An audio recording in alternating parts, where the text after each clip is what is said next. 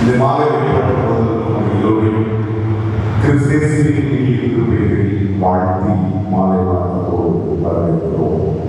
நாம் அனைவரும் எழுந்திருப்போம். கடவுள் நம்மோடு இருந்தார் என்று நம்மோடு ஜீவனுள்ளது ஆவியே வாழும் என்று பாடல் எழுதுவார்.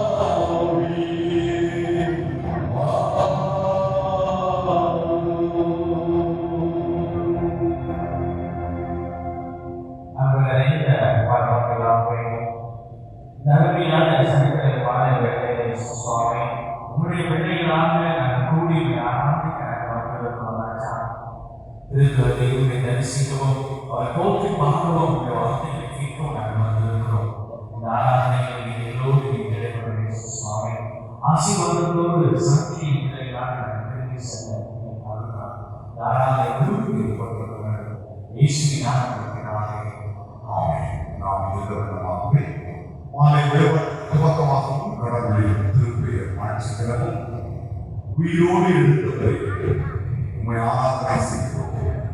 ஜீவனின் அடிப்படையில் உண்மை ஆராதனை செய்கிறோம் என்ற பாடல்கள் நிறைய ஒளிபரப்பப்படும். நிறைய பாடல்களில் அன்பு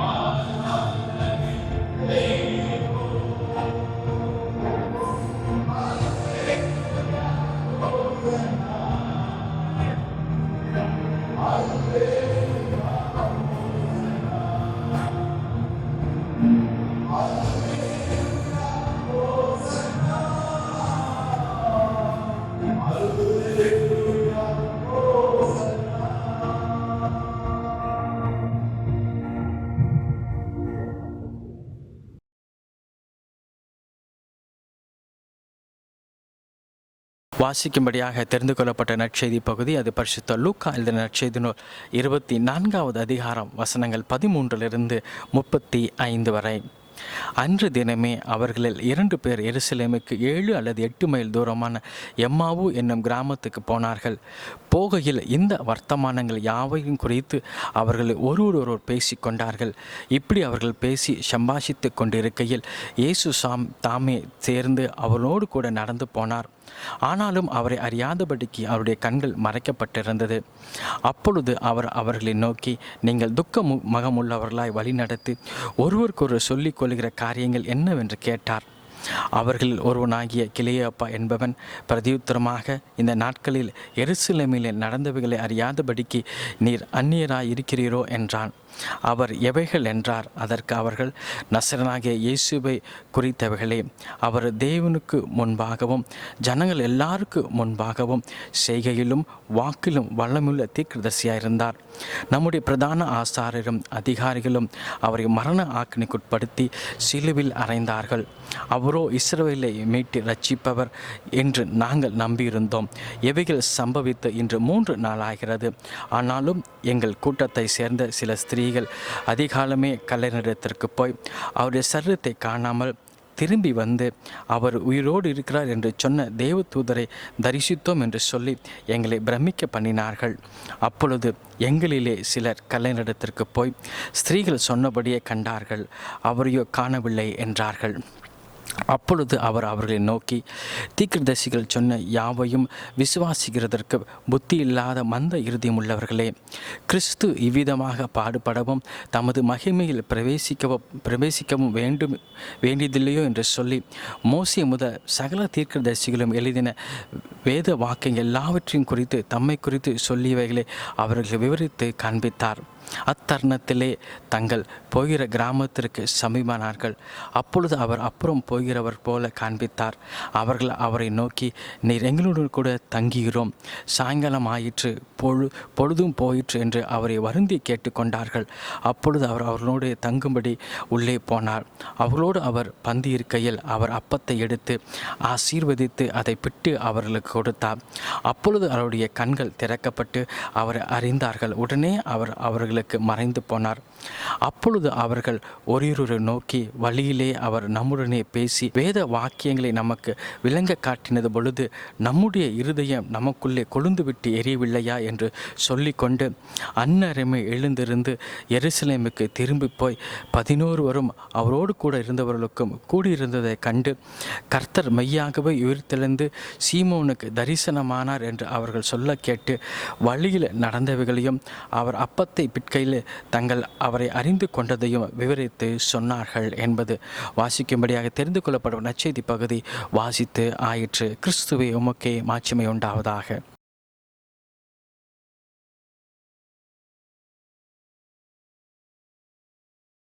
அன்பும் இரக்கமும் கிருபையும் மன்னிப்பும் வரியை நிறைந்த எங்கள் தாயும் தந்தையுமாயிருக்கிற இந்த மகிழ்ச்சியான மாலை பொழுதுக்காக நன்றி. மாலை பொழுதில் கிறிஸ்தவ மக்களாக நாங்கள் ஒன்றிணைந்து கூடி தொழுது கொள்கின்ற இந்த வழிபாட்டு சூழலுக்காக நாம் போற்றுகிறோம். எங்களோடு இருக்கிற அந்த உணர்வோடு இந்த வழிபாட்டிலே நாங்கள் பங்கேற்க எங்கள் கண்மனையும் மீட்பெருமாகவே இப்பொழுது வாயின் வார்த்தைகள் இங்கு குழுமி இருக்கிற எங்கள் எல்லாருடைய இதயத்தில் நினைவுகள் இந்த செய்தியை கேட்டுக் கொண்டிருக்கும் அனைவருடைய உள்ளத்தில் உணர்வுகள் உன்னுடைய தூய திருமணங்கள் ஏற்புடையதாக இருப்பதாக. ஆண்டவருக்குள் அன்பு இருக்கிற மக்களே, மீண்டும் உங்கள் உரையை பாதுகாக்கப்போது கிறிஸ்தவ நாட்காட்டி வரலாற்றிலே சிலுவை என்பது மையம். அந்த சிலுவையை வைப்பதற்கு முன்பு 40 நாட்கள் அந்த சிலுவையை பற்றி யோசிக்கிறோம். அதைத்தான் நாம் லெந்து காலங்கள் என்று சொல்லுகிறோம். We are meditating upon the cross. At least 40 days before the Good Friday. ஆனால் உயிர்ப்பு என்பது ஒரே நாளிலே கொண்டாடப்படுகிறது. அவர் பிறகு பார்க்கிறோம். ஆனால் அப்படி அல்ல. As per the Christian calendar, உயிர்ப்புக்கு பிறகு வருகிற 40 நாட்களும் உயிர்ப்பை பற்றியே யோசிக்க வேண்டும். ஏனென்றால் உயிர்ப்பு என்பது ஒரு நாளில் நடந்து முடிந்துவிட்ட ஒன்று அல்ல. உயிர்ப்புக்கு பிறகு 40 நாள் அளவும் அவர் பல இடங்களில் சீடர்களுக்கும் மற்றவர்களுக்கும் அவர் தோற்றம் அளித்து நாம் உயிர்த்திருந்ததை மைப்பித்திருக்கிறார். ஆகவே உயிர்ப்பு திருநாளை கொண்டு முடித்ததோடு நின்று விடாமல் அதை தொடர்ந்தும் உயிர்ப்பின் பல்வேறு அனுபவங்களை, உயிர்ப்பு நமக்குள் தருகிற புத்துயிர்ப்பை, உயிர்ப்பு நமக்குள் தருகிற புதிய பார்வையை, உயிர்ப்பு நமக்குள் தருகிற பெரும் சவால்களை, உயிர்ப்பு நமக்குள் இருக்கிற பெரும் கேள்விகளை மீண்டும் நினைவுபடுத்தி பார்த்து அந்த உயிர்ப்பின் ஆற்றலால் ஆட்கொள்ளப்படுகின்ற அனுபவத்தை இந்த காலங்களில் நாம் பெற்றுக்கொள்ள வேண்டும். சில முறை யோவான் நற்செய்தி நூலிலே உயிர்த்த ஆண்டவர் சீடர்களை திபேரிய கடற்கரையை சந்தித்த நிகழ்ச்சியை பற்றி நான் சொல்கிறோம். இன்று தென்னிந்திய திருச்சபையின் அறுவடை மரபு நாம் சிந்திப்பதற்காக தரப்பட்டிருக்கிற தலைப்பு என்னவென்றால் the community formation around the resurrection experience. உயிர்ப்பின் அனுபவத்தோடு சமூகங்களை உருவாக்கம் செய்யும் கம்யூனிட்டி ஃபார்மேஷன், ஒரு சமூகத்தை உருவாக்கும். ஆக கிறிஸ்துவின் உயிர்ப்பு என்பது ஒரு தனி மனித நிகழ்வாக மட்டும் நின்றுவிடக்கூடாது. கிறிஸ்துவின் உயிர்ப்பு என்பது ஒரு தனி சமயத்தினுடைய கொண்டாட்டமாக மட்டும் நின்றுவிடக்கூடாது. அது தனி மனிதர்களை தாண்டி, ஊர்களை தாண்டி, தெருக்களை தாண்டி, நகரங்களை தாண்டி உலகெங்கும் ஒரு என்கிற பெரும் கனவு, ஒரு பெரும் கனவு கிறிஸ்துவின் உயிர்ப்புக்குள் ஆக்கம் விடுவதாய் இருக்கிறது. ஆகவே இன்று நாம் படிக்க கேட்ட லூக்கா நற்செய்தி நூல் கடைசி அதிகாரம் 24ஆம் அதிகாரத்திலிருந்து நம்முடைய சிந்தனையை நாம் தியானிக்க, ஒருவேளை இந்த பகுதியில் எல்லாருக்கும் நன்கு தெரிந்த பகுதியாக இருந்தாலும் கூட கடவுள் தருகிற புத்தொழியோடும் புது பார்வையோடும் புதிய நம்பிக்கையோடும் புதிய இலக்கோடும் ஒரு புதிய சமூக உருவாக்கத்திற்கு இந்த பகுதி அளிக்கின்ற அறைகூறுகளை, ஒரு புதிய சமூக மானுடத்தின் உயிர்ப்புக்காக இந்த பகுதி நமக்கு தருகின்ற அறைகூறுகளை மீண்டும் சிந்திக்க கடவுள் எல்லாருக்கும் வாழ்த்துக்கள்.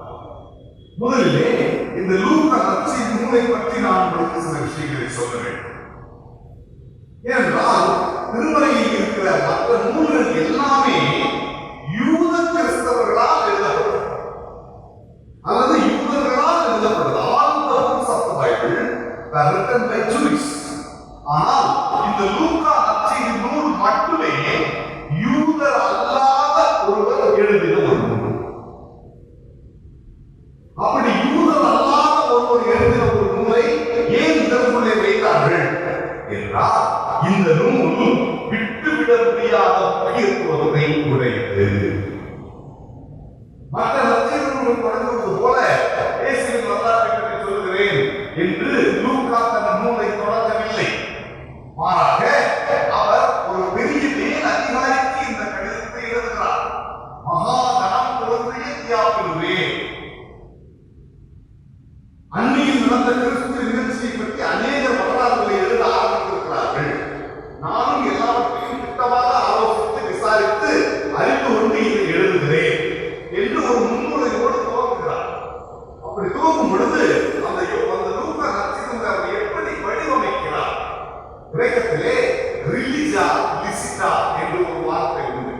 ரிலிஜா லிசிட்டா என்றால் லீகலிஸ்டிக் ரிலிஜன் என்று பொருள், சட்டப்பூர்வமான சமயம். ஏனென்றால் ஆதித்திருச்சனை வளர்ந்து வந்த காலங்களிலே இது சட்டத்துக்கு புறம்பான சமயம் என்று ஒரு விமர்சனம் திருச்சபையின் மீது இருக்கிறது. இவர்கள் இயேசு என்று ஒருவரை அரசன் என்று கொண்டாடுகிறார்கள். இவர்கள் வீடுகளிலும் பொது இடங்களிலும் கூடி வருகின்ற பொழுதெல்லாம் மாமிசத்தையும் ரத்தத்தையும் சாப்பிடுகிறார்கள். ஆகவே இவர்கள் சட்டத்துக்கு முரணாக நடந்து கொள்கிறார்கள் என்கின்ற ஒரு குற்றச்சாட்டும் விமர்சனமும் திருச்சபையின் மீது எடுத்த காலங்களிலே இல்லை. அப்படி இல்லை. இந்த சமயம் சட்டத்துக்கு உட்பட்ட சமயம், ரிலிஜியா லிசிட்டா, லீகலிஸ்டிக் ரிலிஜன் என்பதை விளக்குவதற்காகவே லூக்கா இந்த நூலை எழுதுகிறார். நீங்கள் பாருங்கள், லூக்கா உங்கள் கண்களுக்கு முன்பாக வைத்து பாருங்கள். எடுத்த உடனே லூக்கா ஆரம்பிக்கும் பொழுதே ஆலயத்திலே வைத்து கதையை ஆரம்பிக்கிறார். எருசலேம் ஆலயத்திலே சகரியா என்பவர் தூபம் காட்டிக் கொண்டிருந்தார். So he starts his story in the temple. கடைசியில் 100 முடிகிறது. நீங்கள் பாருங்கள், 24ஆம் அதிகாரம் கடைசி வசனத்தை பாருங்கள்.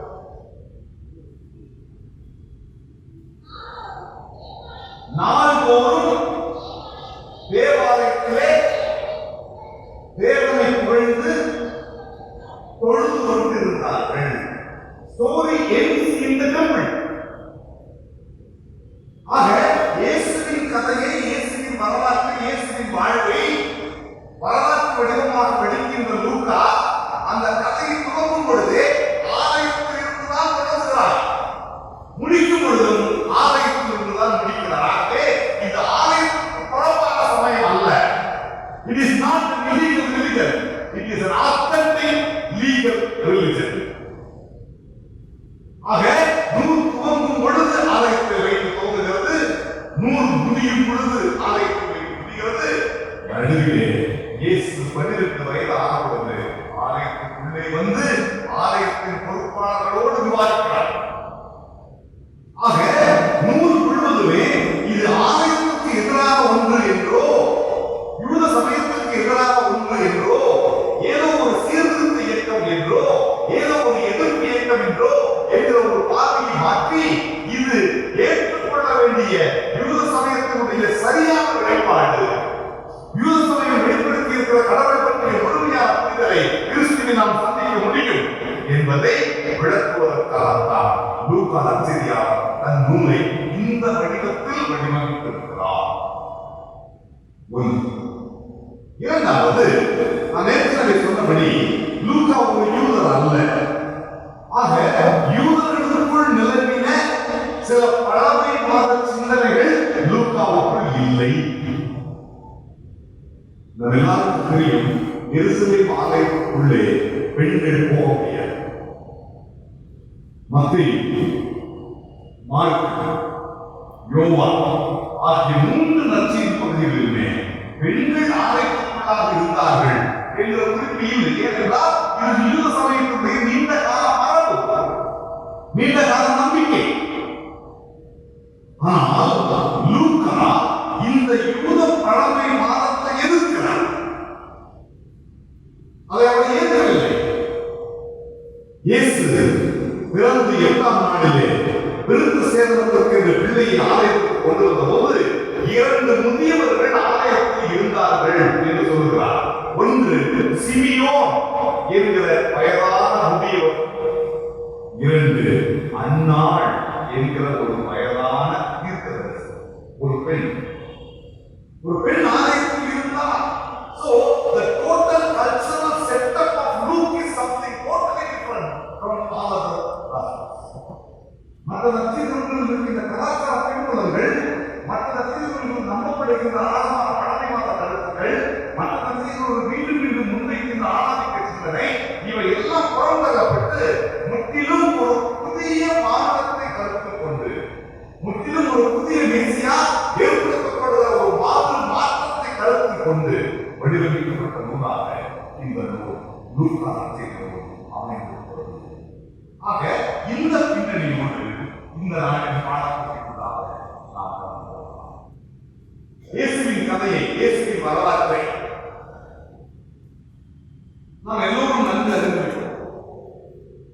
இயேசுவுக்கு 12 சீடர்கள் இருந்தார்கள். தன்னுடைய காலத்திற்கு பிறகு இந்த சீடர்களை கொண்டு இந்த உலகத்தில் செயல்பட வேண்டிய பல்வேறு விஷயங்களை பற்றி அவருக்கு ஒரு கனவும், லட்சியமும், தாகமும், வெறி ஈடுபாடும் இருந்தது. ஆகவே 3.5 ஆண்டுகள் இந்த சீடர்களை எப்படியெல்லாம் பயிற்றுவிக்க முடியுமோ அப்படியெல்லாம் பயிற்றுவித்தார். இது இயேசுவுடைய நெருங்கிய கூட்டம். அதற்கு அடுத்து லூக்கா 10ஆம் அதிகாரம் 1ஆம் வசனத்திலே வாசிக்கும் பொழுது இயேசு மற்ற 72 சீடர்களை அழைத்து தான் போகிற ஊர்களுக்கெல்லாம் தனக்கு முன்னே போகும்படி 2 பேராக அனுப்பினார் என்று சொல்கிறார். ஆக இயேசுவுக்கு 12 சீடர்கள் மட்டும் அல்ல, அதை தாண்டி 72 பேர் இருந்தார்கள். ஆக இயேசுவின் சீடர் கூட்டம் என்பதை ஒரு குறிப்பிட்ட எண்ணிக்கைக்குள் நீங்கள் வரையறுக்க முடியாது. இயேசுவை பின்பற்றுவதன் எண்ணிக்கை என்பது இவ்வளவுதான் என்று சொல்லிவிட முடியாது. அவரை பின்பற்றுகிறவர்கள் அநேக பேர் இருந்தார்கள். ஆக ஒரு பெரும் கூட்ட மக்கள். ஆகவேதான் லூக்காவின் பல இடங்களிலே இயேசுவை சொல்லும் பொழுது ஆசிரியர் சொல்லுகிறார், அவர் போனார், அப்பொழுது திரளான மக்கள் அவருக்கு பின்னால் சென்றார்கள். There was a crowd, those who were following Christ, because they followed his teachings. இயேசுவின் போதனைகளை ஏற்றுக்கொண்டு, இந்த இயேசுவின் போதனைகளை நம்பிக்கை கொண்டு, இவரால் நமக்கு மீட்பு வரும், இவரால் நமக்கு மன்னிப்பு கிடைக்கும் என்று நம்பின ஒரு பெரும் கூட்ட மக்களின் ஒரு மைய தலைவராக இயேசு வளர்ச்சி பெற்று வந்தார் என்பதை சொல்கிறார். 12 சீடர்கள் ஒரு புறம், 72க்கு மேற்பட்ட சீடர்கள் இன்னொரு புறம், இன்னொரு செய்தியை சொல்கிறார். லூக்கா 8ஆம் அதிகாரம் 3ஆம் வசனம்.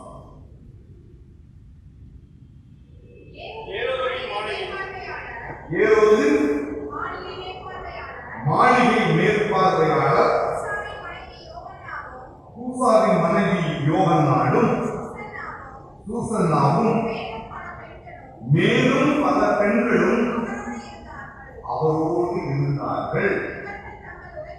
இவர்கள் தங்கள் உடமைகளை கொண்டு இயேசுவுக்கு பணிவிடை செய்து வந்தார்கள். This is a totally different message. We cannot get it from any other gospels. Luke gives a specific event about the funding agency of Jesus' mission. இயேசுவின் பணி, இயேசுவோடு 12 பேர் இருக்கிறார்கள். அவர்கள்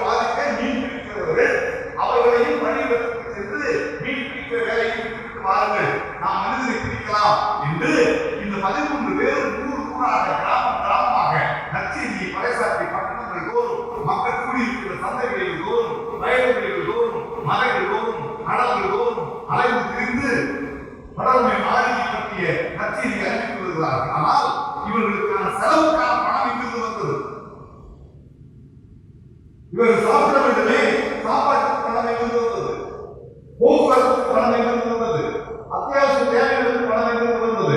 லூக்கா நற்செய்தியாளர் அழகான ஒரு குறிப்பை தருகிறார்.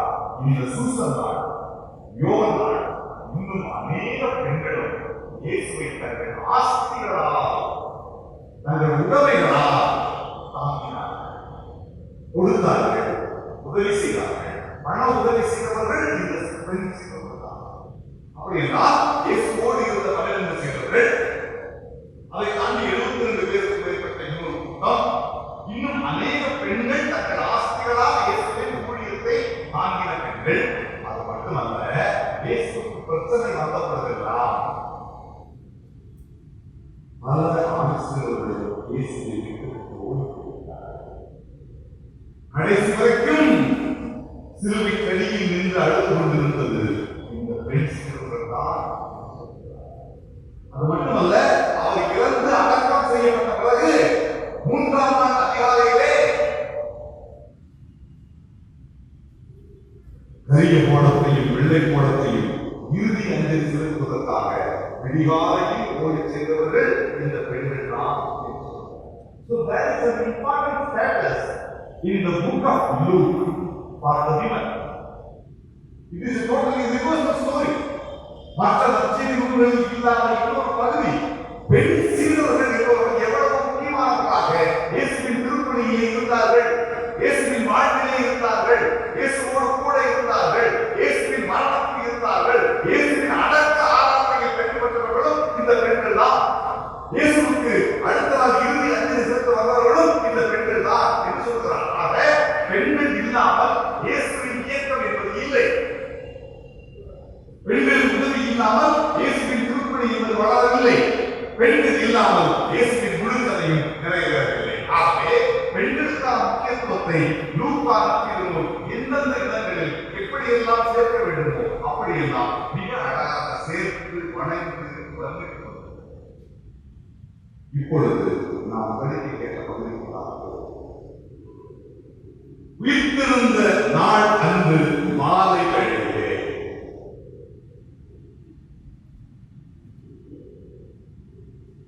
லூக்கா 24ஆம் அதிகாரம் 13ஆம் வசனம் சொல்லுகிறது, அதே நாளில் மாலை நேரத்தில் 2 சீடர்கள் எருசலேமை விட்டு தங்கள் ஊரான எம்மாவூருக்கு திரும்பி போனார்கள். ஆக இந்த புறப்பட்டு போகிற 2 நபர்கள் காலையில் நடந்த எல்லாவற்றையும் அறிந்த நபர்கள். காலையில் அதிகாலையிலே இயேசுவோடு இருந்த சில பெண் சீடர்கள் கல்லறைக்கு போனதும், கல்லறையில் இயேசுவின் உடல் இல்லாமல் இருந்ததும், அங்கே ஒரு தேவதூதனை சந்திப்பதும், அந்த தேவதூதன் அவர் இங்கே இல்லை, உயிர்த்தெழுந்து விட்டார் என்று சொன்னதும், இவை எல்லாவற்றையும் கேள்விப்பட்டவர்கள் தான் இந்த 2 சீடர்கள். ஆனால் உயிர்த்த செய்தியை கேள்விப்பட்ட பிறகும் இவர்களால் அதை நம்ப முடியவில்லை. ஏனென்றால் இவர்களால் யார்? ஏனென்றால் ஒரு வார காலத்துக்கு முன்பு ஓசன்னா பவனியோடு இயேசு ஒரு பெரும் திரள் கூட்டத்தோடு எருசலேம் நகரத்துக்குள்ளே வந்தாரே, அப்படி வந்தபோது அவர்களோடு வந்த சீடர்கள் இருந்தார்கள். இயேசுவின் போதனைகளை கேட்டவர்கள், இயேசு ஆற்றின நல்ல செயல்களை பார்த்தவர்கள், இயேசுவின் வார்த்தையை நம்பினவர்கள், இவரால் நமக்கு மீட்பு உண்டு, இவரால் இஸ்ரவேலுக்கு ரட்சிப்பு உண்டு, இவரே இவருக்கு ராஜா என்று நம்பி காத்திருந்த 2 பேர். ஒரு வார காலம் அவர்கள் எருசலேமில் தங்கியிருந்தார்கள். தங்கியிருந்து நடந்த ஒவ்வொன்றையும் நினைத்தார்கள், ஒவ்வொன்றையும் கேள்விப்பட்டார்கள், ஒவ்வொன்றையும் பார்த்தார்கள். கடைசியில் இவர்கள் யாருமே எதிர்பாராத ஒன்று நடந்தது. அது இந்த இயேசுவையே இந்த அரசு குற்றவாளி என்று தீர்ப்பிட்டு அவரை சிலுவையில் அறைந்து 2 கல்வர்களுக்கு கொலை செய்தார். இதையும் நேரில் பார்த்தவர்கள் தான் இந்த 2 சீடர்கள். ஆக கடந்த ஒரு வார காலம் இந்த எருசலேம் நகரில் நடந்த எல்லாவற்றையும் பார்த்தவர்கள்.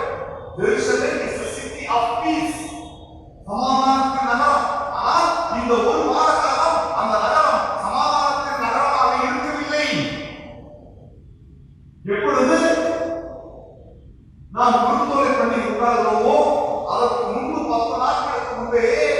இந்த பஸ்கா விழாவை பார்வையிடுவதற்கும் சட்டம் ஒழுங்கு பிரச்சனைகளை பாதுகாப்பதற்கும் நேரடியாக வந்து இறங்கின பிலாத்து தன்னுடைய பரிவாரங்களோடும் தன்னுடைய உதவியாளர்களோடும் தன்னுடைய ராணுவ அதிகாரிகளோடும் வந்து எருசலேமுக்கு வந்து இறங்கின அந்த நாள் முதலே எருசலேம் ஒரு புதிய பரபரப்புக்குள்ளாகிவிட்டது. நாடெங்கும் காவலர்கள், நாடெங்கும் ராணுவர்கள், ஊர் ஊராக இல்லை, கெடுபிடி, இதை செய், இதை செய்யக்கூடாது, ஊரடங்கு, இப்படி பல்வேறு விஷயங்களால் அந்த எருசலேம் நகரம் தன் முழு அமைதியும் இழந்திருந்தது. ஆகவேதான் லூக்கா சொல்லுகிறார், இயேசு கலிலேயாவிலிருந்து அவர் எருசலேமுக்கு வரும்பொழுது மலை வழியில் நடந்து வருகிறார். எருசலேமை பார்க்கிறார், எருசலேமை பார்த்து அழுகிறார். எருசலேமை பார்த்து அழுகிறார். எருசலேமே, எருசலேமே, உனக்கு கிடைத்த இந்த நாளிலாகிலும் நீ கடவுளுக்குள்ளே சித்திப்பாயிருந்தால் உனக்கு நலமாயிருந்திருக்கும். ஆனால் நீயோ அவைகளை பார்க்கும் பார்வையை இழந்து விட்டாயே. He really literally cried for the city of Jerusalem, which was built very big. தாவீது அரசனால் சமாதானத்துக்காகவே கட்டப்பட்ட ஒரு நகரம் இன்றைக்கு சமாதானத்தை இழந்து இருக்கிறது. ஊர் நடுவே ராணுவம் இருக்கிறது. இந்த நகரம் ராணுவம் முற்றுகைக்கு உட்படப்பட்டிருக்கிறது. இப்படிப்பட்ட ஒரு சமாதானத்தை கடந்து வேண்டாம் தாவீது இந்த நகரத்தை கட்டினார் என்று எருசலேமை பார்த்து கதறி அழுகிறார். இயேசு எந்த இடத்தை பார்த்து கதறி அழுகிறார் அல்ல, ஆசரியின் மரணத்தை தவிர. ஆசரியின் மரணத்திலே அவர் கதறி அழுகிறார். ஆனால் ஒரு நகரத்தை பார்த்து அழுகிறார் என்றால் அது எருசலேமை பார்த்து அழுகிறார். என்றால் எருசலேம் எவ்வளவு பெரிய உன்னதமான நோக்கத்தோடு உருவாக்கப்பட்ட ஒரு நகரம், எவ்வளவு பெரிய கனவோடு கட்டப்பட்ட ஒரு நகரம். இன்றைக்கு அந்த நகரம் அமைதியை இழந்திருக்கிறதே, சமாதானத்தை இழந்திருக்கிறதே, வாழ்வை இழந்திருக்கிறதே, மக்கள் அச்சுறுத்தப்படுகிறார்களே. இந்த நிலையில் இந்த நாடு, இந்த சமூகம், இந்த நகரம் எப்பொழுது சமாதானத்தை அறிந்து கொள்ளும்? கடவுளின் திருக்கோயில் அமைந்திருக்கின்ற இந்த ஊர் இப்பொழுது கடவுளின் பிரசனத்தை இழந்திருக்கிறது. கடவுள் இருக்கிறார் என்று நம்புகிற அதே ஆலயம் கல்வதற்கு குகையாக மாறி போனது. இந்த கருப்போம், கடும் சீற்றம், அரசீற்றம் அவருக்கு போக்கி வருகிறது. அது அழுகியாக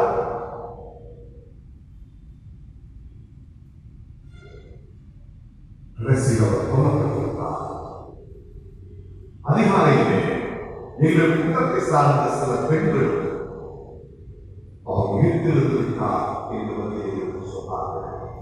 ஆனால்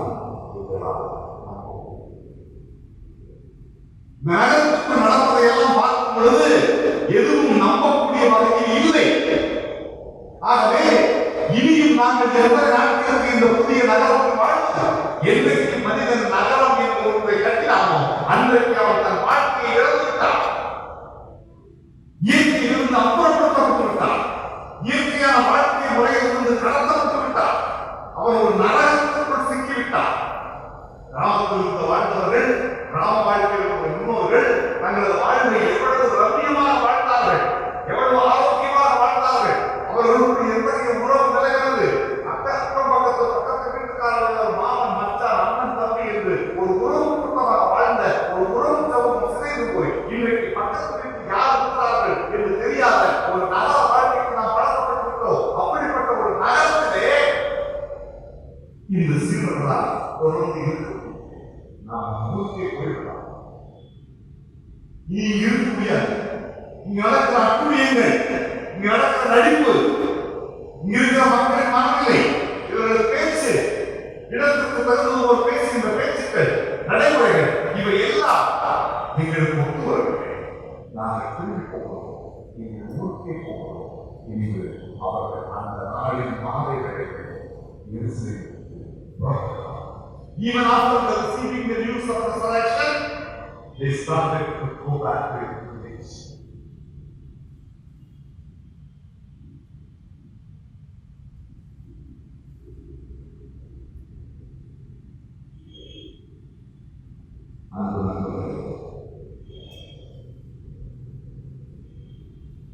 நூற்றாண்டு செய்திகளுக்கு முன்னுரையை நான் அவசியம் இப்பொழுது அவர்கள் ஒவ்வொருவரும் எம்மாவூர் என்பது எருசலேமில் இருந்து 11 கிலோமீட்டர் தள்ளி அந்த கிராமத்தை சார்ந்தவர்கள் தான் இந்த 2 நபர்கள். அந்த 2 நபர்களின் பெயரை பற்றி சொல்லும் பொழுது லூக்கா ஆசிரியர் சொல்கிறார், 2 பேரில் ஒருவரின் பெயர் கிலோயோப்பா என்று ஒருவரின் பெயரை சொல்கிறார், இன்னொரு பெயரை விட்டுவிட்டார்.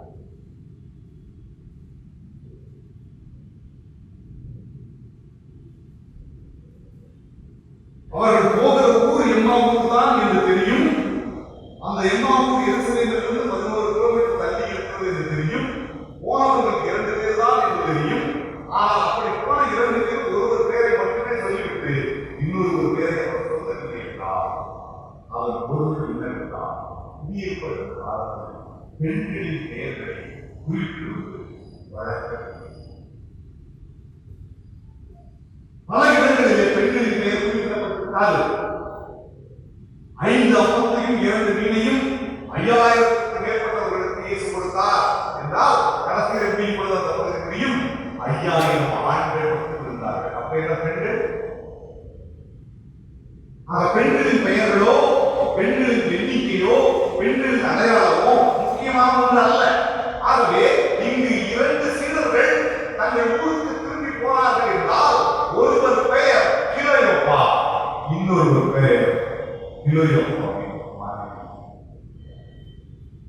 ஏனென்றால் இயேசுவுக்கு அநேகம் பெண் சீடர்கள் இருந்தார்கள். அந்த 72 பேரிலும் பெண் சீடர்கள் இருந்தார்கள். தங்கள் ஆசிரியர்களாக இயேசுவின் ஊழியத்தை தாங்கியவர்கள் இருந்தார்கள். அப்படி என்றால் திரும்பி போகிற இந்த 2 பேரும் ஒரு கணவனும் ஒரு மகன்.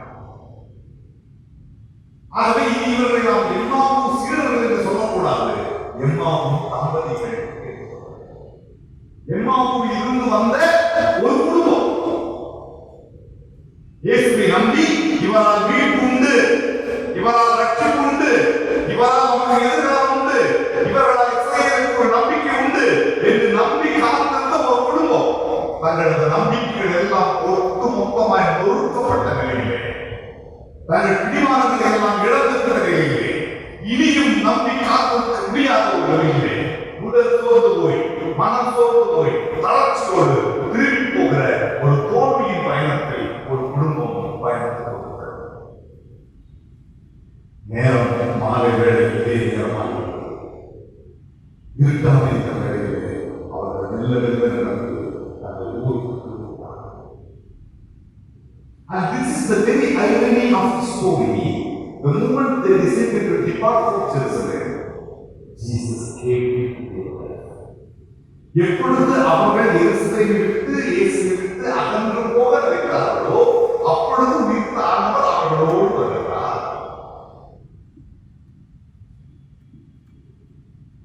அவர்கள் நடந்து போகிற பயணத்தில் அவர்களோடு கூட வருகிறார். நாம் எப்பொழுதெல்லாம் கடவுளை விட்டு அகன்று வெகு தூரத்தில் போற முயற்சிக்கிறோமோ, எப்பொழுதெல்லாம் கடவுளை விட்டு அகன்று வெகு தூரத்தில் பயணிக்க நாம் விரும்புகிறோமோ அப்பொழுது அவர் நம் அருகில் வருகிறார். நாம் விலக நினைக்கிறோம், அவர் நெருங்கி வருகிறார். உயிர்த்த ஆண்டவர் நம்மோடு வருகிறார். நம்முடைய குடும்ப வாழ்வில் எத்தனை தோல்விகள், நம்முடைய குடும்ப வாழ்வில் எத்தனை உடைப்புகள், நமது குடும்ப வாழ்வில் எத்தனை நம்பிக்கை தகர்ப்புகள், நம்முடைய குடும்ப வாழ்வில் வெளியே சொல்ல முடியாத எத்தனை வேதனைகள். இந்த குடும்பம் அப்படித்தான், எதுவும் சொல்ல முடியாது, தவிப்போடு, பாரத்தோடு, கவலையோடு, விரக்தியோடு கலந்து போய் ஒரு தோற்று போன, ஒரு பின்வாங்கி போன, திரும்பி போகிற ஒரு பயணம். All these returning stories are highly painful. வலி மிகுந்த பயணம். வெற்றி கிழக்கின் பயணங்கள் தருகிற மனநிலை என்பது வேறு. ஆனால் தோல்வியும் வீழ்ச்சியும் விழுந்து நொறுங்கி போய் திரும்பி போகிற பயணம் என்பது வேறு. அப்படிப்பட்ட ஒரு தோல்வியின் பயணத்திலே இந்த குடும்பம் திரும்பி போகும். அன்பு உறவுகளே, இன்றைக்கு நம்முடைய குடும்பங்கள் அப்படிப்பட்ட ஒரு தோல்வியின் திரும்பி போகும் பயணத்தில் பயணம். இன்றைக்கு நம்முடைய குடும்பமும் நம்பிக்கை வறண்டு போன நிலையில், நம்பிக்கை உடைபட்டு போன நிலையில், இனி எந்த ஆபாசம் எங்களுக்கு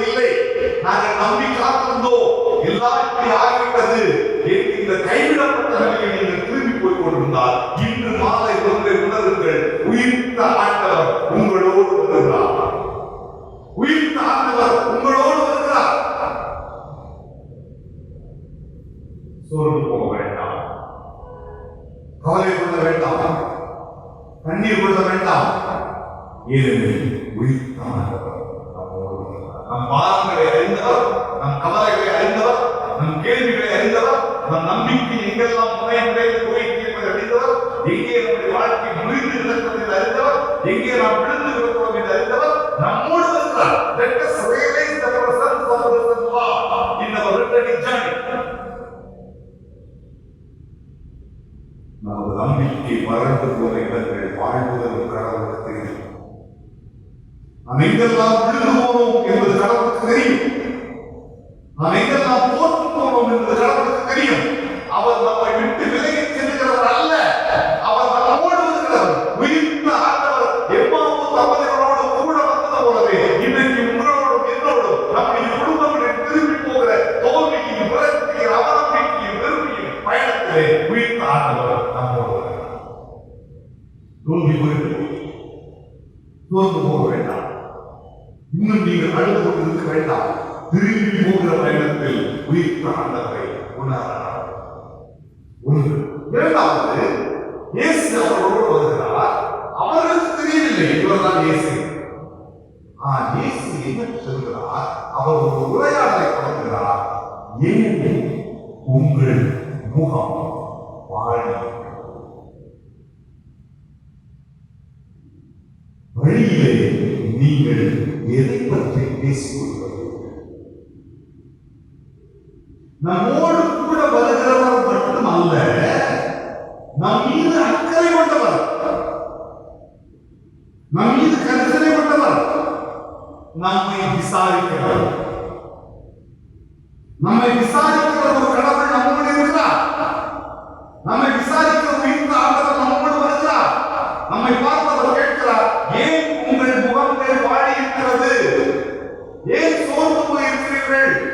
ஏன் கலந்து போய் இருக்கிறீர்கள்? எதை பற்றி பேசிக் கொண்டு வருகிறீர்கள்? So God is a God who is having a complete concern about us. He is caring for our every moment of our life. நம் வாழ்வின் ஒவ்வொரு தருணங்களிலும், நம் வாழ்வின் ஒவ்வொரு உளவியல் மனநிலைகளிலும் கடவுள் நம்மை கவனிக்கிறார். நம் மீது கரிசனை கொடுக்கிறார், நம் மீது ஆர்வம் காட்டுகிறார், நமது முக வாழ்க்கை அடையாளம் கொண்டு விசாரிக்கிறார். ஆகவே ஏதோ மற்றவர்கள் விசாரிப்பது போல விசாரிப்பு அல்ல, நம் மீது அக்கறை கொண்டு ஒருவர் எப்படி விசாரிப்பாரோ அப்படி விசாரிக்கிறார். ஏன் உங்கள் குணங்கள் வாழ்க்கை? ஏன் நீங்கள் துக்க முகமாக இருக்கிறீர்கள்? வழியிலே எதை கொண்டு பேசுவது? எதை பற்றி பேசுவது? அப்பொழுது இந்த எம்மாவூர் தம்பதிகள் சொல்லுகிறார்கள், கடந்த 2-3 நாட்களில் நகரத்துக்கு நடந்த எதுவுமே உனக்கு தெரியாதா? நீ அந்நியனா? கூடவே வருகிற இயேசுவை அந்நியப்படுத்துகிறார். அவர்களோ இவரோடு உறவு கொள்ள இவரோடு உரையாட தொடங்குகிறார். ஆனால் இவர்கள் அவரை அந்நியப்படுத்துகிறார். நீ அந்நியனா? கடவுள் நம்மோடு இருக்கவும், நம்மோடு பயணிக்கவும், நம் துன்பத்திலும், நம் இன்பத்திலும், நமது சோர்விலும், நமது தளத்திலும், நமது விசுவாசத்திலும், நமது விரக்தியிலும் நம்மோடு வர விரும்புகிறார். பல நேரங்களில் கடவுளை நாம் தள்ளி வைக்கவே விரும்புகிறோம். We have decided the boundaries in which God can be done.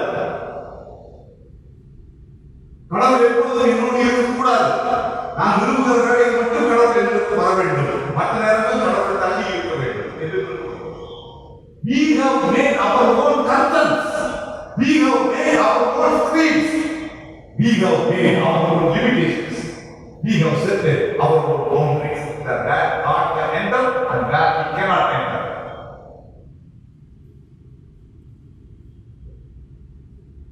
நமது மனம் எப்படி செய்கிறது? கடவுளை இங்கு வைத்திருக்கலாம், இங்கு வைத்திருக்க கூடாது. கடவுள் எந்த இடத்துல கொண்டு இருக்க வேண்டும், இதை நான் செய்யும் போது கடவுளை கொண்டு இருக்க கூடாது. We decide God's presence. எம்மாவூர் தம்பதிகள் அவரையே அந்நியப்படுத்துகிறார்கள். நீ உனக்கு தெரியாதா? நீ அந்நியனா?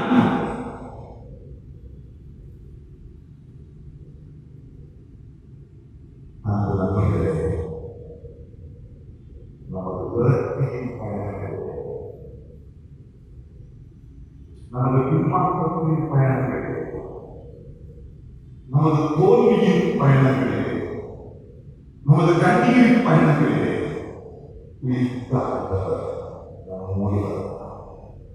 நம்மோடு வருகிறவர் மட்டுமல்ல, நம்மை விசாரிக்கிறவராக இருக்கிறார், நம் மீது அக்கறை கொண்டவராக இருக்கிறார், நாம் நல்வாழ்வு வாழ வேண்டும் என்று விரும்புகிறவராக இருக்கிறார். அவர் எப்படியும் போகட்டும் என்று கடவுள் ஒரு நாள் விட்டு போவதில்லை. கடவுள் அக்கறை கொள்கிறவராய், உடன் வருகிறவராய், விசாரிக்கிறவராய் கூடவே வந்து கொண்டிருக்கிறார். விசாரிக்கும் கடவுளை நாம் மறந்துவிட வேண்டாம். நம்மை விசாரிப்பவர் என்பவர் நம் மீது கொண்டுள்ள அன்பின் அடர்த்தியை நாம் அலட்சியப்படுத்த வேண்டாம். நம்மை விசாரிக்கிறவர் நம் வாழ்வின் மீது காட்டுள்ள கரிசனையின் ஆழத்தை நாம் மறந்துவிட வேண்டாம். ஏனென்றால் அவர் நமக்கு வாழ்வு தந்தவர், நம் வாழ்வு பரிபூர்ணப்பட வேண்டும் என்று விரும்பினவர், நம் வாழ்வு வளரவும் மலரவும் எழுதவும் வேண்டும் என்று விரும்பினவர், நம் வாழ்வு மற்றவர்களுக்கு பயனுள்ளதாக இருக்க வேண்டும் என்று விரும்புகிறவர், இந்த உலகத்தில் ஒரு பெரிய நோக்கத்தோடு உங்களையும் என்னையும் படைத்தவர் நம் வாழ்வை கைவிட்டுள்ள மாட்டார்.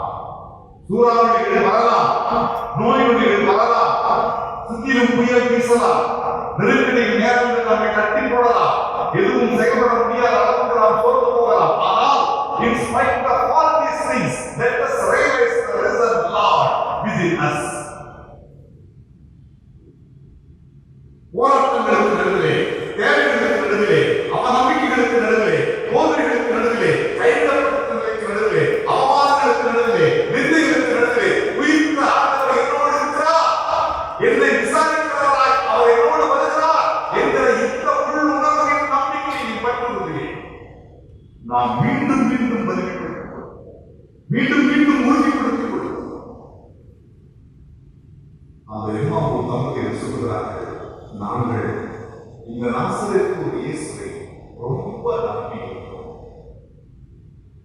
கடவுளின் வல்லமையில் இருந்த ஒரு தீர்க்கதரிசியாக இருந்தார்.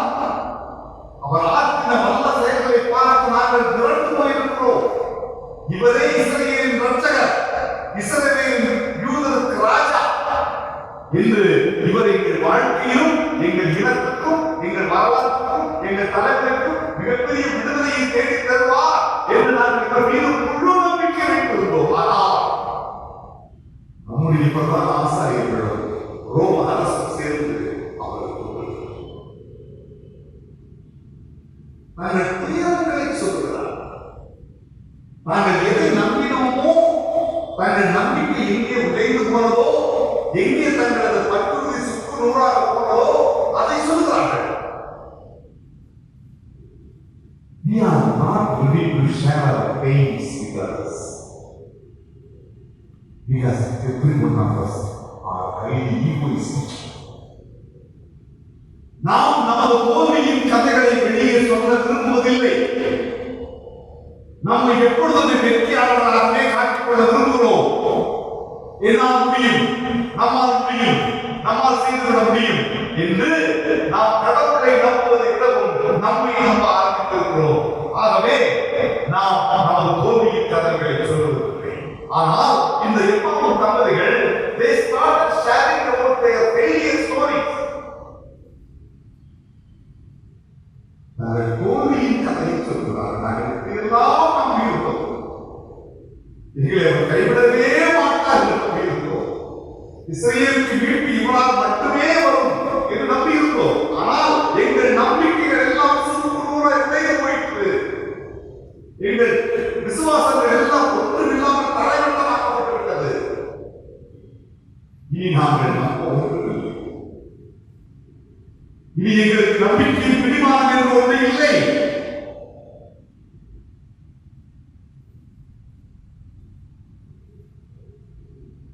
என் வாழ்க்கையின் தோல்விகளை நான் கடவுளோடு பகிர்ந்து கொள்ள எந்த அளவுக்கு துணிச்சல் உள்ளவராக இருக்கிறேன்.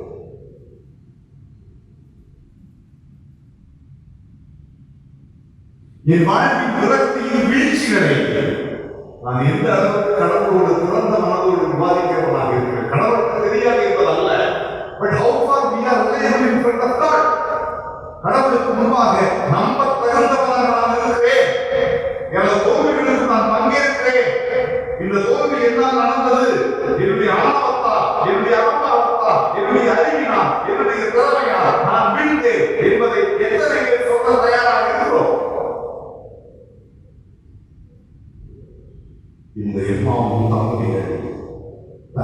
நம்பிக்கை முனை முடங்கி போன இடத்தை, எம்மாவு தம்பதிகள் தங்கள் விசுவாசம் முறிந்து போன இடத்தை, எம்மாவு தம்பதிகள் தாங்கள் விழுந்து போன இடத்தை அவர்களுக்கு சொல்ல ஆரம்பித்தார். நம் மீது அக்கறை கொண்ட ஒருவருக்கு, நாம் நல்வாழ்வு வாழ வேண்டும் என்று விரும்புகிற ஒருவருக்கு, என்னுடைய வாழ்வு எனக்கும் பிறருக்கும் குடும்பத்துக்கும் திருச்சபைக்கும் சமூகத்துக்கும் இந்த பேருலகத்துக்கும் பயன்பெற்ற ஒன்றாக இருக்க வேண்டும் என்று விரும்புகிற ஒருவரிடத்தில் எனது தோல்விகளை நான் மறைக்க வேண்டியதில்லை, என் கவலைகளை நான் மறைக்க வேண்டியதில்லை, என் கண்ணீரை நான் மறைக்க வேண்டியதில்லை. அந்நாள் ஆலயத்திலே வந்து அழுகிறார், புலம்புகிறார்.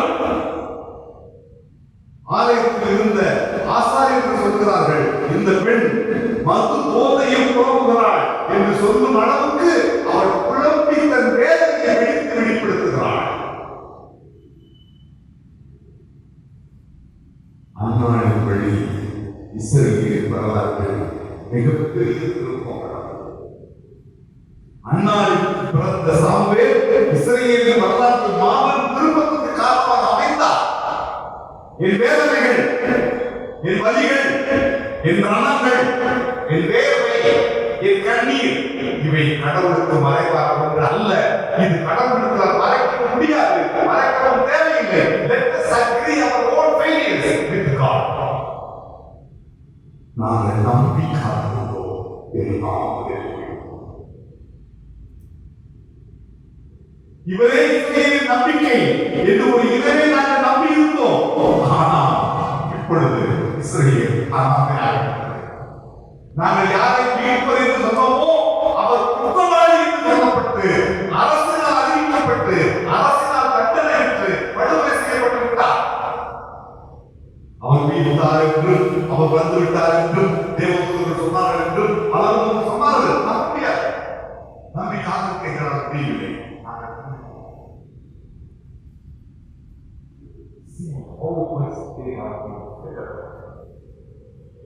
எந்த அளவுக்கு ஒரு சோர்வு, எந்த அளவுக்கு ஒரு விரக்தி, எந்த அளவுக்கு ஒரு நம்பிக்கை இல்லாத நிலை.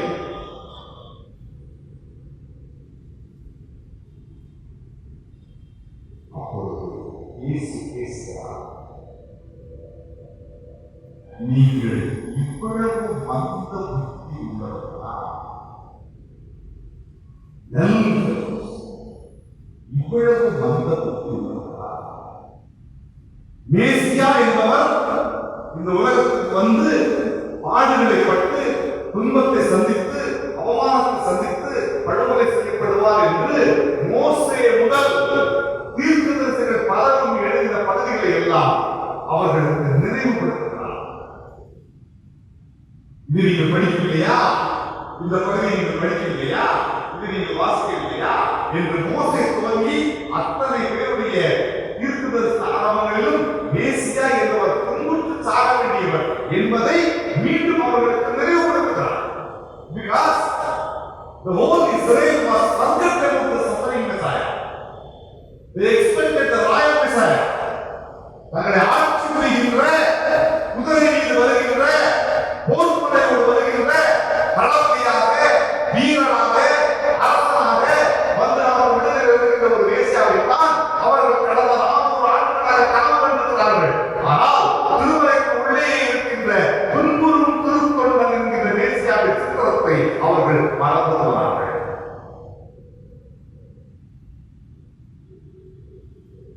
பிலிப்பி சிசரியா அறிக்கையிலே தான் துன்புற்றுத்தான் சாக வேண்டும் என்று இயேசு தன் சீடர்களுக்கு சொன்ன பொழுது பேதுரு அழைத்துக் கொண்டு போய் சொல்லுகிறார், இனி நீ இப்படி பேசக்கூடாது, இது உனக்கு நடக்கக்கூடாது, நீ இப்படி பேசக்கூடாது, மேசியாவுக்கு நடக்காது. Because they don't have the knowledge about the Messiah who is voluntarily accepting the sufferings and calls his disciples to come with him. There is totally new to them. அவர்களுக்கு அது புதிது. அவர்கள் இப்படிப்பட்ட ஒரு மேசியாவை தான் கனவு கண்டிருந்தார்கள். அந்த மேசியா கனவு தான் அன்றைக்கு இருந்த பெரும்பான்மை சீடர்கள் கூட்டத்துக்குள் இருந்தது. அதே கனவு இருந்தவர்கள் தான் இந்த சீடர்கள். ஆகவே மேசியா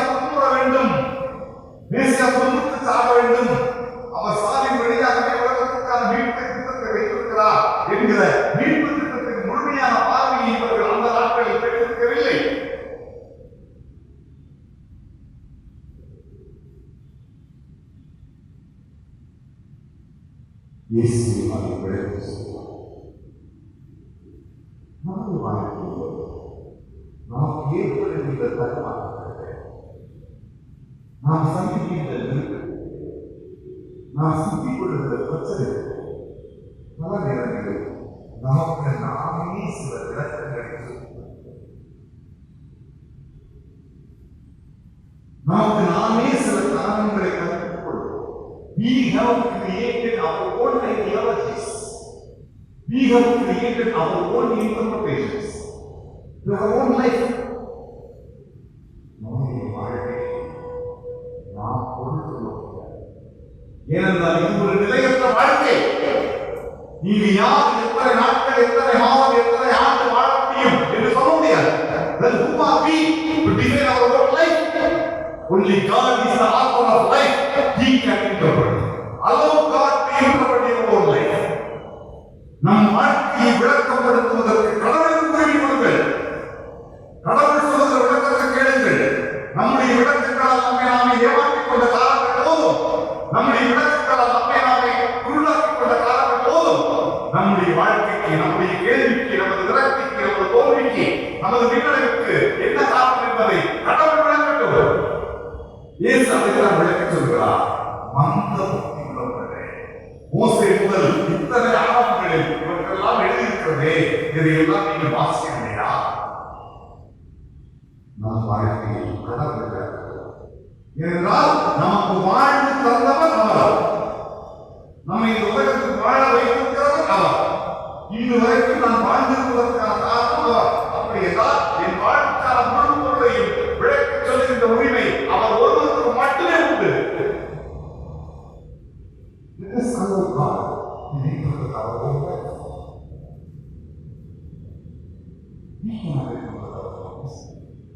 Because the life on earth is ஒரு பூவை போல், ஒரு புல்லை போல் இந்த உலகத்தை நாம் உழைக்கிறோம். அது இருந்த இடம் காணாமல் அந்த பூ தன்னை பற்றி எதுவும் சொன்னார். அந்த பூ தான் வாழ்ந்த காலங்களில் அது வீசின நறுமணம் தான் அந்த பூ வாழ்ந்ததற்கான அடையாளம். அப்படிப்பட்ட உன்னதமான நோக்கத்தோடு கடவுள் நம்மை படைத்திருக்கிறார். நம்மை ஏன் படைத்தார், நம்மை கொண்டு எவற்றையெல்லாம் முழுமைப்படுத்த விரும்புகிறார் என்பதை கடவுள் சொல்லணும். அதற்கு அனுமதி அவர் விளக்கட்டும். அவர் விளக்கட்டும். இப்படி பேசிக்கொண்டே வருகிறார்கள். அந்த ஊர் வந்து அந்த ஊர் வரும் பொழுது இந்த எம்மாவு தமிழ் என்ன சொல்கிறார்கள்? ஐயா, நேரம் வெகு நேரமாய் மாலை நேரத்திலே புறப்பட்டோம். 11 கிலோமீட்டர் நடந்து பொழுது போய்விட்டது. இருட்டாக வாருங்கள், எங்கள் வீட்டிலே தங்கிவிட்டு நாளை காலை உங்கள் பயணத்தை நான் வீட்டுக்கு சொல்லுகிறேன். இந்த 2 சீடர்களும் ஆண்களாக இருந்திருந்தால் அவர்கள் தங்கள் ஊருக்கு வந்த பிறகு ஒவ்வொரு ஆணும் ஒவ்வொரு வீட்டுக்கு போயிருக்கிறேன்.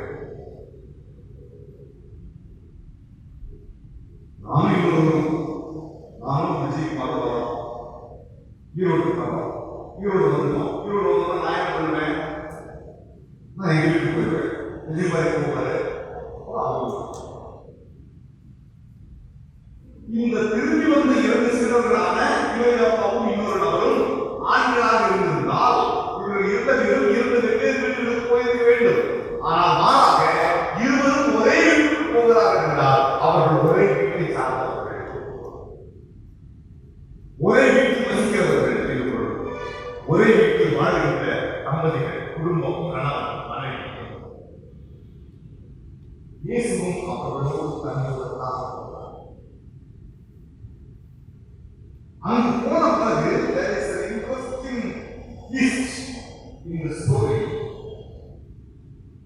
அந்த வீட்டுக்காரர்கள் வீட்டுக்குள்ளே போகிறார்கள். விருந்தினரான இயேசு அவரும் போய் உணவு மேசையிலே அமர்கிறார். நீங்க யோசித்து பாருங்கள், நாம் வீட்டுக்காரர்கள் நம் வீட்டுக்கு ஒரு விருந்தாளர் வருகிறார் என்றால் உணவு யார் யாருக்கு பரிமாறும்?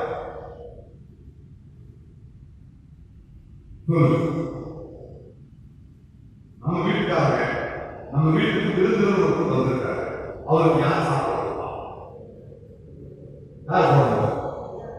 வீட்டுக்காரர் தான் போடணும். இங்கே இங்க கதை என்ன ஆயிருக்கு? இங்கு விருந்தினராக வந்த இயேசு அப்பத்தை எடுத்து தோத்திரம் பண்ணி அவர்களுக்கு கொடுக்கிறார். Every Easter experience is a Eucharistic experience. விருந்தினர் உணவை எடுத்து வீட்டுக்காரருக்கு பரிமாறுகிறார்.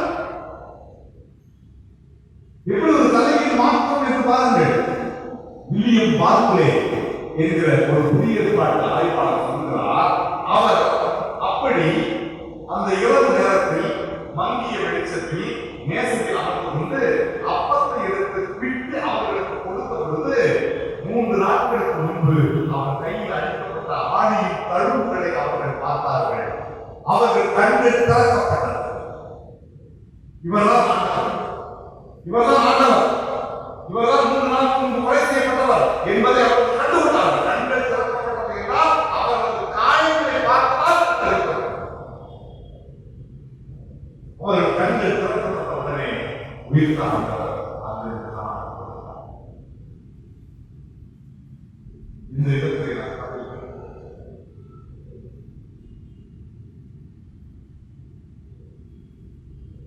இது நம்முடைய வீட்டிலே நடந்தது என்று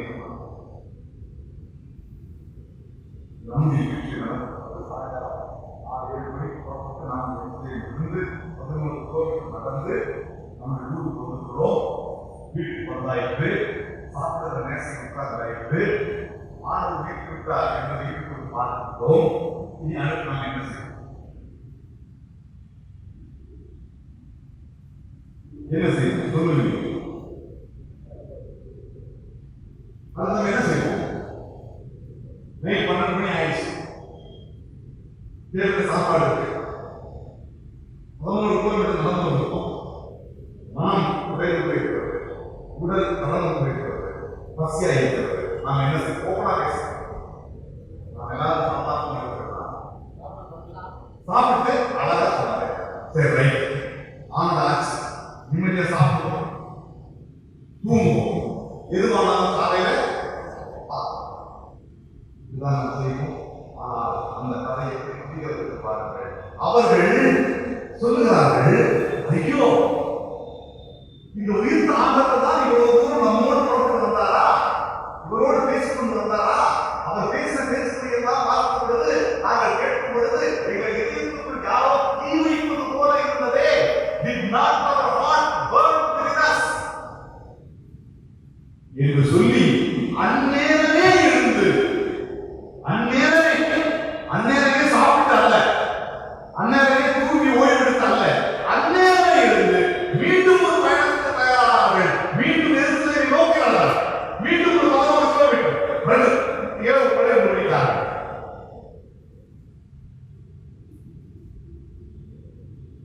உயிர்த்த ஆண்டவர் கொண்டாடுவது. The festivity of the Easter can be for everyone, but the experience of Easter is those who connect to Christ themselves. ஈஸ்டரை எல்லாரும் கொண்டாடலாம். ஈஸ்டரின் அனுபவம் உங்கள் வாழ்க்கையை பழைய வாழ்க்கையாக வைத்திருக்காது. உயிர்த்த ஆண்டவரை பார்த்திருக்க பிறகு உங்கள் களைப்பு காணாமல் போகும், உங்கள் பசி காணாமல் போகும், உங்களது சோர்வு காணாமல் போகும், உங்கள் உடல் விடுகின்ற களைப்பு காணாமல் போகும். அவர்கள் மீண்டும் நாம் இங்கு இருக்கக்கூடாது, உயிர்த்த ஆண்டவரை பார்த்துவிட்டோம், அங்கு இருக்கிற கூட்டம் சீடர்கள் அவர் எல்லாரும் தடுமாறி கொண்டிருக்கிறார்கள், அவர்களுக்கு போய் நம்பிக்கை ஊட்டுகின்ற ஒரு வார்த்தையை நாம் சொல்ல வேண்டும் என்று அந்நேரமே புறப்பட்டு அவர்கள் போனார்கள். அவர்கள் ஆற்றல் படுத்தப்பட்டார்கள். களைத்து போய் வந்தவர்கள் தான், பசியோடு வந்தவர்கள் தான், தோல்வியோடு வந்தவர்கள் தான், அழுகையோடு வந்தவர்கள் தான், அவநம்பிக்கையோடு வந்தவர்கள் தான். ஆனால் இப்பொழுது அவர் எல்லாவற்றையும் மாற்றிவிட்டு ஒரு புதிய நம்பிக்கை பெற்றவர்களாக, புதிய பலம் பெற்றவர்களாக, புதிய ஆற்றவர்களாக மீண்டும் எருசலேமை நோக்கி போய் சீடர்களுக்கு சொல்கிறார்கள், உயிர்த்த ஆண்டவரை நாங்கள் பார்த்தோம், உயிர்த்த ஆண்டவரை நாங்கள் சந்தித்தோம், அவர் எங்களோடு பேசினார், அவர் உயிர்த்து விட்டார், சந்தேகப்பட வேண்டாம். உயிர்த்த ஆண்டவரை சந்தித்த அனுபவத்தை பெற்றவர்கள் மீண்டும் உங்கள் வாழ்க்கை பழைய வாழ்க்கையாக இருக்காங்க. You will never be the same again when you meet the resurrected Christ. உயிர்த்த ஆண்டவரை சந்தித்தவர்கள் எங்கள் வாழ்க்கை பழைய வாழ்க்கை. அது முற்றிலும் ஏதோடும் ஈடு செய்ய முடியாத ஒரு புதிய வாழ்க்கை, கற்பனை செய்து பார்க்க முடியாத புதிய வாழ்க்கை, அது இந்த உலகத்தின் வார்த்தைகளால் விவரிக்க முடியாத ஒரு புதிய வாழ்க்கை. அது அவநம்பிக்கை இல்லை, அது போது இல்லை, அது வளர்ச்சி இல்லை, அது விரக்தி இல்லை, அது கணக்கு இல்லை. முற்றிலும் வாழ்க்கையின் அடையாளங்கள் அவர்களுக்குள் மறுபடியும் தூக்கி வெடித்தது. ஆகவே அந்த நள்ளிரவு நேரத்திலும் அந்த தம்பதிகள் தரம் நிலையாக மீண்டும் புறப்பட்ட எருசலேமுக்கு போய் அது சோர்ந்து போல சென்றவரை விடப்படுகிறார்கள். ஒரு புதிய சமூகம் உருவானது, ஒரு நம்பிக்கையின் சமூகம் உருவானது, ஒரு விசுவாச சந்ததி உருவானது. அதுதான் ஆதி திருச்சபை. ஆதி திருச்சபை என்பது கிறிஸ்துவின் உயிர்ப்பு என்கின்ற ஒற்றை நம்பிக்கையின் மீது கட்டி எழுப்பப்பட்ட மகத்தான மாளிகை. எத்தனை சித்திரவதைகள், எத்தனை போராட்டங்கள், எத்தனை ரத்த சாட்சிகள், எத்தனை சிறை கைதுகள், எத்தனை அவமானங்கள், எத்தனை கச்சேரிகள், எத்தனை சிலுவை மரணங்கள், எத்தனை பேரை தீயிட்டு கொண்டார்கள், எத்தனை பேருக்கு எண்ணெய்களை போட்டுக் கொண்டார்கள். இப்படி ஆயிரக்கணக்கான பேர் இறந்த பிறகும் அந்த அமைப்பை சிதைக்க முடியவில்லை. எத்தனை துன்பங்கள் சந்தித்த பிறகும் அவர்கள் கிறிஸ்துவின் உயிர்ப்பில் நம்பிக்கை கொண்டுள்ளார் மாறினார்கள் என்றால் அந்த கிறிஸ்துவின் உயிர்ப்பு ஒரு நம்பிக்கை மிகுந்த சமூகத்தை கட்டி எழுப்பினது. Formation of the community around the resurrected experience. கிறிஸ்துவின் உயிர்ப்பு ஒரு புதிய சமூகத்தை கட்டி எழுப்புகின்ற ஆற்றல் வாய்ந்தது. கிறிஸ்துவின் உயிர்ப்பு ஒரு புதிய நம்பிக்கையின் தலைமுறையை உருவாக்கக்கூடிய ஆற்றல் வாய்ந்தது. அப்படிப்பட்ட நம்பிக்கையின் தலைமுறையை உருவாக்குவதற்காகத்தான் கடவுள் உங்களையும் என்னையும் இந்த 2021 ஆண்டிலே ஜீவனோடும் வெள்ளனோடும் வைக்கிறார்.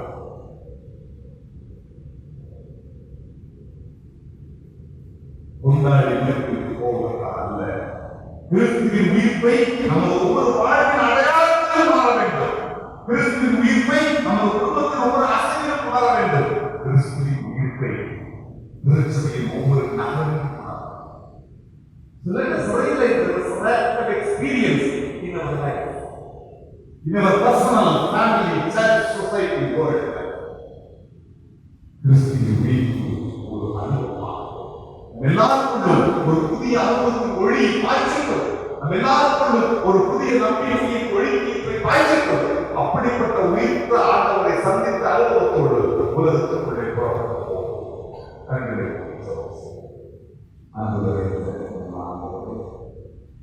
இந்த மாதிரி பொழுதிலும் உயிர்த்த ஆண்டவரை பற்றி சிந்திப்பதற்கு எம்மாவும் தம்பதிகள் வாழ்வில் உயிர்த்த ஆண்டவர் ஏற்படுத்தின மகத்தான ஆற்றலை சிந்திப்பதற்கு நாங்கள் சோர்ந்து போன நேரங்களில், வருந்தி இருக்கிற நேரங்களில், பலவீனப்பட்ட நேரங்களில் நாங்கள் தனியாக இல்லை.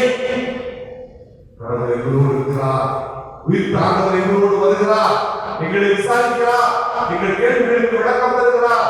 எங்கள் சோர்வுகளை எல்லாம் மாற்றி ஆக்கப்படுகிறார் என்ற ஒரு புதிய உயிர்ப்பின் உறுதிப்பாட்டை, கிறிஸ்துவின் உயிர்ப்பு தருகிற புதிய அனுபவத்தை நாங்கள் பெற்றுக்கொள்வோம்.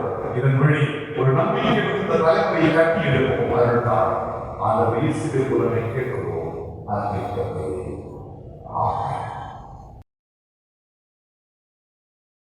திருமண அறிக்கை. சிஎஸ்ஐ கோவை திருமண்டலம் கோபி சிஎஸ்ஐ தூய பவுல் ஆலயத்தை சார்ந்த காலம் சென்ற திரு ராஜேந்திரன், காலம் சென்ற திரு மெட்டில்டா மேரி ஜெசி தங்கம் ஆகியோரது குமாரன் செல்வன் ஜெயந்த் சந்துரு என்பவரும், கவுண்டிச்சிபாளையம் சிஎஸ்ஐ ஆலயத்தை சார்ந்த திரு எட்வின் ஜான் ரஸ்கின், திருமதி எமி ஆகியோரது குமாரத்தி சொல்லி ரூபினா என்பவரும் திருமணம் செய்ய இருக்கிறார்கள் என்று திருச்சபைக்கு அறிவிக்கிறோம். நமது ஆலயத்தை சார்ந்த திரு தியாகராஜன், திருமதி ஜோதி ஆகியோரது குமாரன் செல்வன் பிரசாத் ஐசக் என்பவரும், ஈரோடு சிஎஸ்ஐ நொச்சிப்பாளையம் ஆலயத்தை சார்ந்த திரு சின்னசாமி, திருமதி ஜாஸ்மின் ஷம்மா ஆகியோரது குமாரத்தி செல்வி சங்கீதா என்பவரும் திருமணம் செய்ய இருக்கிறார்கள் என்று திருச்சபைக்கு அறிவிக்கிறோம். சிஎஸ்ஐ கோவை திருமண்டலம் கொடுமுடி சிஎஸ்ஐ ஆலயத்தை சார்ந்த திரு ஆறுமுகம், திருமதி குணசுந்தரி ஆகியோரது குமாரன் செல்வன் சசிகுமார் என்பவரும், காஞ்சி கோயில் சிஎஸ்ஐ இமானுவேல் ஆலயத்தை சார்ந்த திரு ஆறுமுகம், திருமதி சுமிதா ஆகியோரது குமாரத்தை செல்வி அபிந்த்ரா என்பவரும் திருமணம் செய்ய இருக்கிறார்கள் என்பதை திருவைக்கு அறிவிக்கிறோம். இது இவர்களுக்கு 3வது அறிக்கை. நமது ஆலயத்தை சார்ந்த திரு ராஜா பிரேம்குமார், திருமதி சாந்தி பியூலா ஆகியோரது குமாரன் செல்வன் சாம் சுதாகர் என்பவரும், சிஐசி சென்னை திருமண்டலம் saint Thomas mount CIC Wesley Tamil ஆலயத்தை சார்ந்த திரு ஜோசப் சாமுவேல், திருமதி ஏஞ்சலின் சொர்ணலதா ஆகியோரது குமாரத்தை செல்வி கேத்ரின் ஹெப்சிபா என்பவரும் திருமணம் செய்ய இருக்கிறார்கள் திருச்சபைக்கு அறிவிக்கிறோம். இது இவர்களுக்கு இரண்டாவது அறிக்கை. நமது ஆலயத்தை சார்ந்த திரு ராஜேந்திரன், திருமதி சரோஜா ஆகியோரது குமாரன் செல்வன் டேனியல் ஜஸ்டின் என்பவரும், திருப்பூர் சிஎஸ்சி லுக்ஸ் ஆலயத்தை சார்ந்த திரு சாமுவேல் ராஜ், திருமதி சுதா ஆகியோரது குமாரத்தை செல்வி ஷாரன் சோஃபியா என்பவரும் திருமணம் செய்ய இருக்கிறார்கள் திருச்சபைக்கு அறிவிக்கிறோம். நமது ஆலயத்தை சார்ந்த திரு வேதமாணிக்கம், திருமதி ஜாக்லின் ஆகியோரது குமாரத்தை செல்வி நான்சி என்பவரும், திருப்பூர் நல்லூர் சிஎஸ்சி கிறிஸ்துநகர் ஆலயத்தை சார்ந்த திரு ஜோதிராஜ், திருமதி பிரியதர்ஷினி ஆகியோரது குமாரன் செல்வன் வெஸ்லின் பிரபு என்பவரும் திருமணம் செய்ய இருக்கிறார்கள் திருச்சபைக்கு அறிவிக்கிறோம். நமது ஆலயத்தை சார்ந்த திரு வேத சிரோன்மணி, திருமதி சாந்தி ஆகியோரது குமாரத்தை செல்வி நிஷா என்பவரும், ஈரோடு சூரம்பட்டி சேசிய பாப்லி ஆலயத்தை சார்ந்த திரு வெங்கடாச்சலம், திருமதி புஷ்பா ஆகியோரது குமாரன் செல்வன் கார்த்திக் என்பவரும் திருமணம் செய்ய இருக்கிறார்கள் என்று திருச்சபைக்கு அறிவிக்கிறோம். நமது ஆலயத்தை சார்ந்த திரு ஜான் வெஸ்லி பிரபாகரன், திருமதி குமாரி ஆகியோரது குமாரன் செல்வன் டேவிட் என்பவரும், எல்லம் பாலப்பாளையம் சேசை இயேசுநாதர் ஆலயத்தை சார்ந்த திரு பாஸ்கரன், திருமதி சுஷீலா ஆகியோரது குமாரத்தை செல்வி பீனா என்பவரும் திருமணம் செய்ய இருக்கிறார்கள் திருச்சபைக்கு அறிவிக்கிறோம். நமது ஆலயத்தை சார்ந்த திரு மோசஸ் மணி, திருமதி சாந்தி ஆகியோரது குமாரன் செல்வன் டேவிட் என்பவரும், குன்னத்தூர் சிஐசி இமானுவேல் ஆலயத்தை சார்ந்த திரு தாமஸ், திருமதி விஜயராணி ஆகியோரது குமாரத்தை செல்வி சந்தியா என்பவரும் திருமணம் செய்ய இருக்கிறார்கள் என்பது திருச்சபைக்கு அறிவிக்கிறோம். இது இவர்களுக்கு முதலாவது அறிக்கை.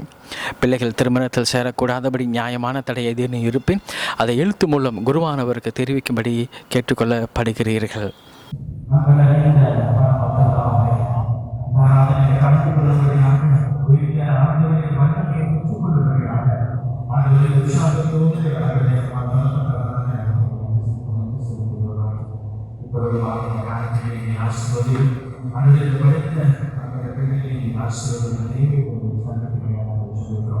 சந்தோஷத்தோடு மகிழ்ச்சி சர்வ உயிர்காண்டவர் எல்லோரு நம்பிக்கையில்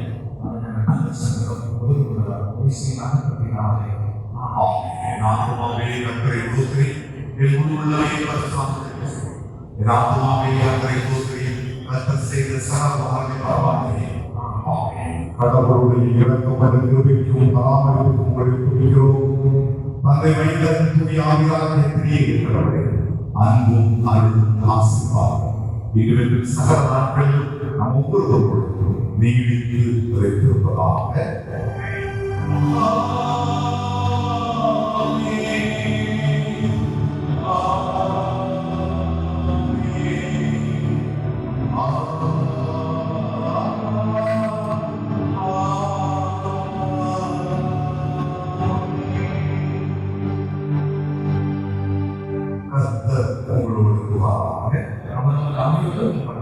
சமாதானத்தோடு சென்று வருகிறோம்.